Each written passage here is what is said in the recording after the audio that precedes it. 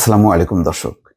আজকে সকাল থেকে বেশ মনটা ভালো হবার কারণ হলো এই যে ভারতের যেই আহ, নির্বাচন, সেই নির্বাচনে বিজেপির নরেন্দ্র মোদী, অমিত শাহের যে হুঙ্কার, আহ, সেই হুঙ্কারে আহ, মনে হচ্ছিল যে মানে এই দেশটাতে গণতন্ত্র আরো কোণঠাসা হবে, সাম্প্রদায়িক শক্তির আরো উত্থান হবে, যার প্রভাব পড়বে আমাদের এখানে খারাপ কোনো, মানে ভালো কোনো প্রভাব পড়বে না, খারাপ ছাড়া। তো সেই জায়গায় একটা বিপরীত চিত্র, মনটা খারাপ হয়ে গিয়েছিল। মানে বুথ ফেরত যে জরিপ, সেই জরিপে দেখানো হচ্ছিল যে বিপুল ভাবে জিতবে আবারও বিজেপি এবং বিরোধী জোট যথারীতি, মানে কোণঠাসা অবস্থা। কিন্তু একেবারে উল্টো, বিশেষ করে পশ্চিমবঙ্গের চিত্রটা তো একেবারেই, মানে আমাকে একেবারে মানে আমার মনটা সত্যি খুশিতে ভরে গেছে। ভারতের নির্বাচনটা বলে নিই যে কিছু আসে যায় না, এটা তো আর আমাদের না।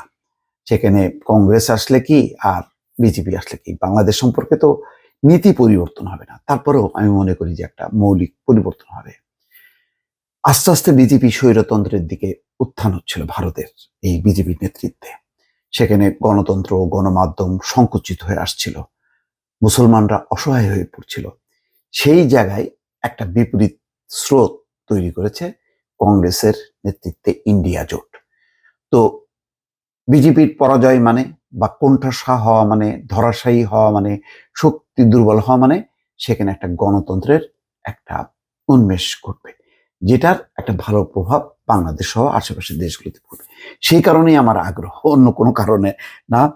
আমি তো আর আহ, ভারতের নাগরিক না, ফলে মানে ওদের নির্বাচনে কংগ্রেস জিতলো বা বিজেপি জিতলো সেটা না, কিন্তু চিন্তা করি যে কোন শক্তি আসলে মানে আমাদের জন্য ভালো হবে।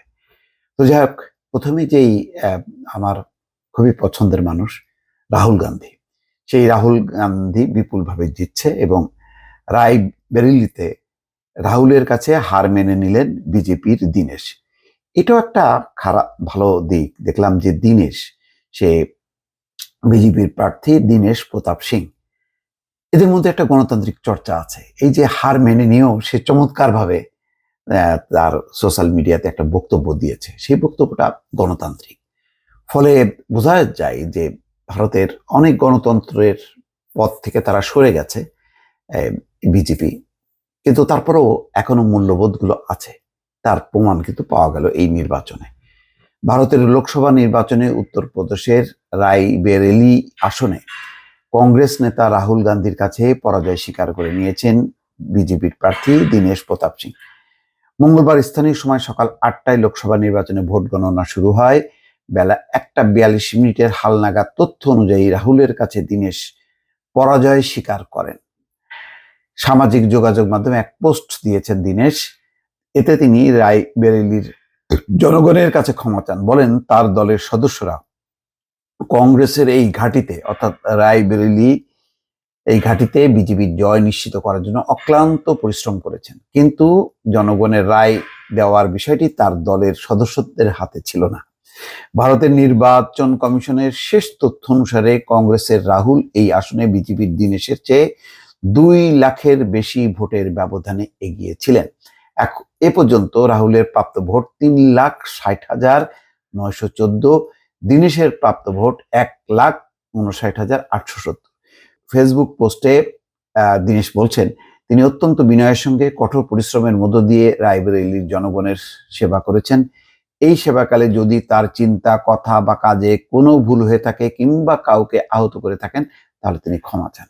এইটাই হচ্ছে গণতান্ত্রিক একটা মানসিকতা, যেটা তিনি দেখালেন। রায়বেরেলি কংগ্রেসের ঘাট হিসেবে পরিচিত এই আসনে গত 20শে মে ভোট হয়। লোকসভা নির্বাচন 19শে এপ্রিল শুরু হয়, শেষ হয় 1লা জুন।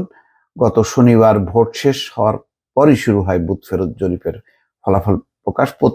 প্রতিটি বুথ ফেরত জরিপ আভাস দেয় এই নির্বাচনে আবার জিতেছে নরেন্দ্র মোদীর নেতৃত্বাধীন বিজেপির এনডিএ জোট। তবে এসব বুথ ফেরত জরিপের পূর্বাভাস নাকচ করে দিয়েছে ইন্ডিয়া জোট। এই নির্বাচনে যেটি হতে পারে, যদি বিজেপি ক্ষমতায় আসে, খুব বেশি মানে ভোটের ব্যবধানে না, তাদের যে ছিল যে 400 পার করতে হবে, সেই দম্ভটা মানে অন্তত নিচে নামলো, মানে দুই মানে জোটই, অর্থাৎ এনডিএ যেটা বিজেপি নেতৃত্বে আর ইন্ডিয়া যেটা কংগ্রেসের নেতৃত্বে, এই জোটের এটা কাছাকাছি চলে আসবে, অর্থাৎ অনেকখানি সামনে চলে আসবে। এইটাও একটা অগ্রযাত্রা। তো ফলে এটা একটা ভালো যে অন্তত নির্বাচনের একটা ব্যবস্থা আছে বলেই আজকে মোটামুটি কংগ্রেস ভালো করছে। তার নতুবা মানে আর বললাম না, উদাহরণ দিতে চাই না, মানে তৃতীয় মেয়াদে এসে আরো ভালো করা, একেবারে নিরঙ্কুশ করা, সেই অবস্থাটা থাকলো না, নিচের দিকে নামলো বিজেপি। এটাই আমি মনে করি যে সাফল্য। দর্শক ভালো থাকবেন, আল্লাহ হাফেজ।